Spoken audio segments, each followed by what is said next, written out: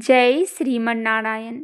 जगत के पालनहार भगवान विष्णु को एकादशी व्रत बेहद प्रिय है। पुराणों के अनुसार जो व्यक्ति एकादशी व्रत करता है उसे वैकुंठ धाम की प्राप्ति होती है।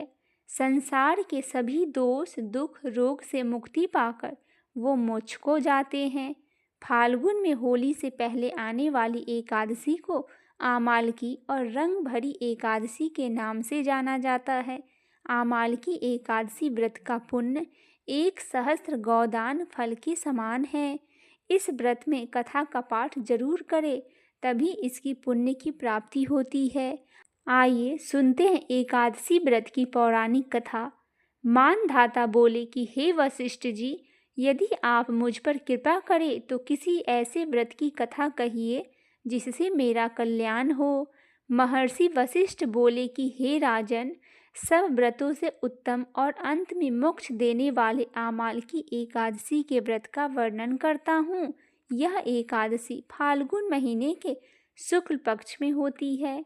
इस व्रत के करने से समस्त पाप नष्ट हो जाते हैं। इस व्रत का फल 1000 गौदान के फल के बराबर होता है। अब मैं आपसे एक पौराणिक कथा कहता हूँ, आप ध्यानपूर्वक सुनिए।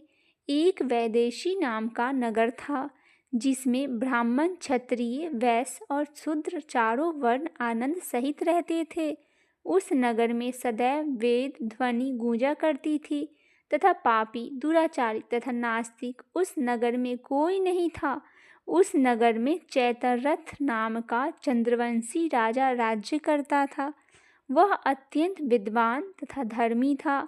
उस नगर में कोई भी व्यक्ति दरिद्र और कंजूस नहीं था। सभी नगरवासी विष्णु भक्त थे और आबाल वृद्ध स्त्री पुरुष एकादशी व्रत किया करते थे। एक समय फाल्गुन महीने के शुक्ल पक्ष की आमालकी एकादशी आई। उस दिन राजा, प्रजा तथा बाल वृद्ध सबने हर्षपूर्वक व्रत किया। राजा अपनी प्रजा के साथ मंदिर में जाकर पूर्ण कुंभ स्थापित करके धूप दीप नैवेद्य पंचरत्न आदि से धात्री आंवला का पूजन करने लगे और इस प्रकार स्तुति करने लगे। हे धात्री, तुम ब्रह्म स्वरूप हो, तुम ब्रह्मा जी द्वारा उत्पन्न हुए हो और समस्त पापों को नाश करने वाले हो, तुमको नमस्कार है। अब तुम मेरा अर्घ स्वीकार करो। तुम श्री रामचंद्र जी द्वारा सम्मानित हो। मैं आपकी प्रार्थना करता हूँ, अतः आप मेरे समस्त पापों को नाश करो। उस मंदिर में सबने रात्रि को जागरण किया। रात के समय वहाँ एक बहेलिया आया जो अत्यंत पापी और दुराचारी था। वह अपने कुटुंब का पालन जीव हत्या करके किया करता था। भूख और प्यास से अत्यंत व्याकुल वह बहेलिया इस जागरण को देखने के लिए मंदिर के एक कोने में बैठ गया और विष्णु भगवान तथा एकादशी महात्म्य की कथा सुनने लगा। इस प्रकार अन्य मनुष्य की भांति उसने भी सारी रात जागकर बिता दी। प्रातःकाल होते ही सब लोग अपने अपने घर चले गए तो बहेलिया भी अपने घर चला गया। घर जाकर उसने भोजन किया। कुछ समय बीतने के पश्चात उस बहेलिये की मृत्यु हो गई। मगर उस आमालकी एकादशी के व्रत तथा जागरण से उसने राजा विदुरथ के घर जन्म लिया और उसका नाम वसुरथ रखा गया। युवा होने पर वह चतुरंगनी सेना के सहित तथा धन्य धान्य से युक्त 10,000 ग्रामों का पालन करने लगा। वह तेज में सूर्य के समान, कांति के चंद्रमा के समान, वीरता में भगवान विष्णु के समान और क्षमा में पृथ्वी के समान था।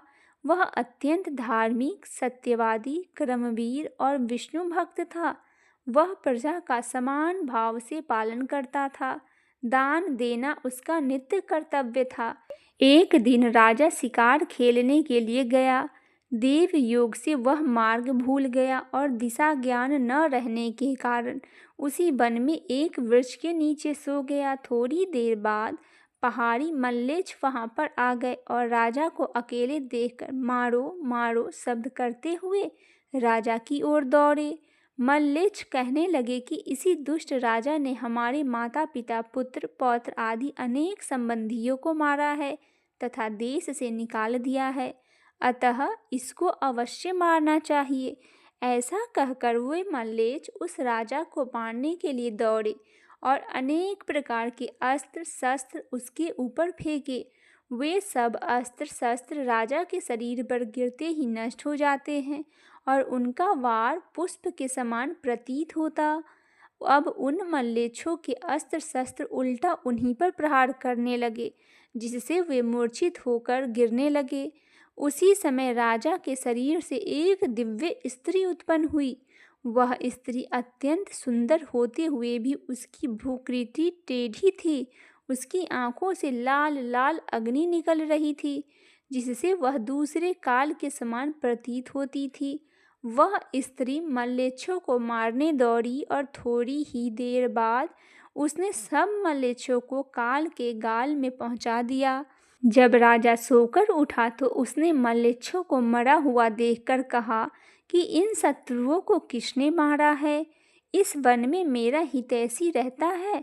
वह ऐसा विचार कर ही रहा था कि आकाशवाणी हुई, हे राजा, इस संसार में विष्णु भगवान के अतिरिक्त कौन तेरी सहायता कर सकता है? इस आकाशवाणी को सुनकर राजा अपने राज्य में आ गया और सुखपूर्वक राज्य करने लगा। महर्षि वशिष्ठ बोले कि हे राजन, वह आमाल की एकादशी के व्रत का प्रभाव था। जो मनुष्य इस आमाल की एकादशी का व्रत करते हैं वे प्रत्येक कार्य में सफल होते हैं और अंत में विष्णु लोक को जाते हैं। आइए जानते हैं एकादशी के दिन क्या करें और क्या ना करें। इस दिन लहसुन, प्याज, मसूर की दाल, गाजर, शलजम, गोभी, पालक, मांस, मदिरा आदि का सेवन ना करें। एकादशी के दिन बाल ना कटवाए और नाखून भी ना काटे। एकादशी के दिन चावल ना खाए। इस दिन गुस्सा ना करे और मधुर वाणी बोले। इस दिन व्रत का पालन करे, तुलसी पत्र चढ़ाए और भगवान विष्णु का ध्यान करे। पीले फूल, माला, पीला चंदन और तुलसी जल चढ़ाए। आंवले के पेड़ के नीचे भगवान विष्णु की पूजा करे। पूजा के बाद आंवले के पेड़ के नीचे कलश स्थापित करे। आंवले के पेड़ की पूजा के दौरान धूप, दीप, चंदन, रोली, फूल और अक्षत आदि अर्पित करे। गरीब या ब्राह्मण को भोजन करवाए। अगले दिन यानी द्वादशी तिथि पर इस कलश, वस्त्र और आंवले का दान दे। बोलिए श्री लक्ष्मी नारायण भगवान की जय।